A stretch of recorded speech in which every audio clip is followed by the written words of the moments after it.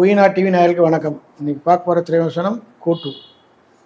இந்த படம் பார்த்தீங்கன்னா விஜய் வந்து அரசியல் ஆரம்பிச்சதுக்கு அரசியல் கட்சி ஆரம்பிச்சதுக்கு இதே கடைசி படம் அப்படின்னு சொல்லி நடித்த படம். இது படம் இந்த படம் பார்த்தீங்கன்னா மக்கள் மத்தியில் மிகப்பெரிய எதிர்பார்ப்பு, மிகப்பெரிய ஒரு இதோடு இருந்தது.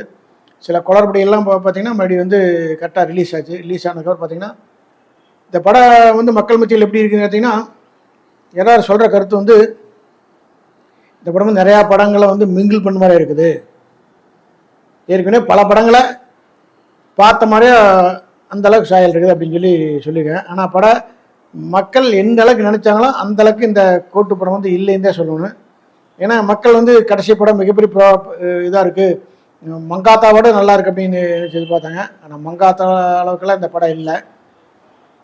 இதில் பார்த்தீங்கன்னா நிறையா பார்த்தா 4 ஹீரோக்கள் நடிச்சிருக்காங்க. அதில் பார்த்தா மெயின் ஹீரோ தான் இவர் விஜய். அவங்களுக்கெல்லாம் பார்த்தீங்கன்னா எல்லாத்துக்கும் ஈக்குவல் வெயிட்னு சொல்ல முடியாது. ஆனால் இதில் வந்து விஜய் வந்து 2 கேரக்டர். இவர் வந்து வில்லனாக காய்க்கிற விஷயத்தையும் பார்த்தீங்கன்னா மக்கள் மத்தியில் அது எடுபடலையும் சொல்லலாம். சென்டிமெண்ட் கொடுத்துருக்காங்க. சென்டிமெண்ட் பார்த்தீங்கன்னா விஜய் வந்து குழந்தையா இருக்கலாம் தொலைஞ்சிடுறாரு, அவர் இறந்துட்டாருன்னு நினச்சிட்றாங்க. கடைசியில் பார்த்தீங்கன்னா இவர் ஃபஸ்ட்டு ஒரு வில்லனை ஃபேமிலியை கொண்டு ஓட்டுறதுனால அந்த வில்லன் வந்து மோகன் தான் வில்லன் அடிச்சிருக்கல. அந்த மோகன் வந்து இவர் கடத்திட்டு போய் இவரை பழிவானருக்காக வளர்த்துற மாதிரி பிளான் பண்ணிப்பாங்க. ஆனால் ஆக்ஷனில் இறந்துட்டு தான் காமிப்பாங்க. அந்த சுச்சுவேஷனில் தான் பார்த்தீங்கன்னா வந்து மறுபடி கண்டுபிடிச்சி வீட்டுக்கு கூப்பிட்டு வர அது சென்டிமெண்ட். அதே பார்த்தீங்கன்னா இவரை விஜய் வந்து வில்லனாக நடத்த கேட்டு வந்து ரசிகர் மத்தியிலையோ மக்கள் மத்தியிலையோ கொஞ்சம் ஏற்றுக்க முடியல விஷயமா தான் இருக்குது. ஏன்னா ஃபஸ்ட்டு ஆரம்பத்தில் எல்லாரும் நல்லா இருக்கிறாங்க. 2 நாள் போக தான் தெரியும். இந்த படம் கடைசியாக கோட்டு கடைசி படம் விஜய் படங்கள மிகப்பெரிய எதிர்பார்ப்பு இருந்தது. இந்த வெங்கட் பிரபு வந்து சூப்பராக எடுத்திருப்பாரு, ஏன்னா மங்காத்தாவோட இது நல்லா இருக்கு அப்படின்னாங்க. மங்காத்தாவுக்கு இந்த படம் கீழே தான். மங்காத்தா அளவுக்குலாம் இந்த படம் இல்லை.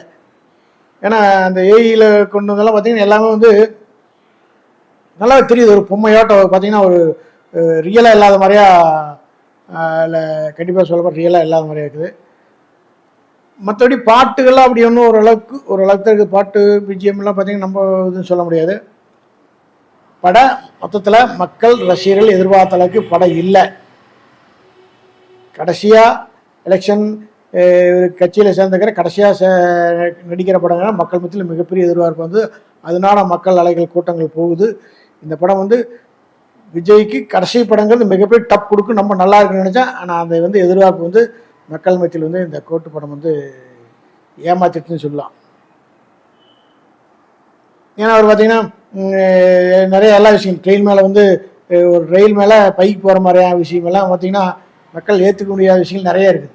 ரியல் இல்லாமல் மறுபடியும் வந்து ஒன்றும் சம்மந்தம் இல்லாமல் எடுத்த மாதிரியா இந்த படங்கள் வந்து மக்கள் ஃபீல் பண்ணுறாங்க. இந்த கோட்டு இந்த மொத்தத்தில் இந்த படம் வந்து மக்கள் எதிர்பார்த்த அளவுக்கு இல்லை.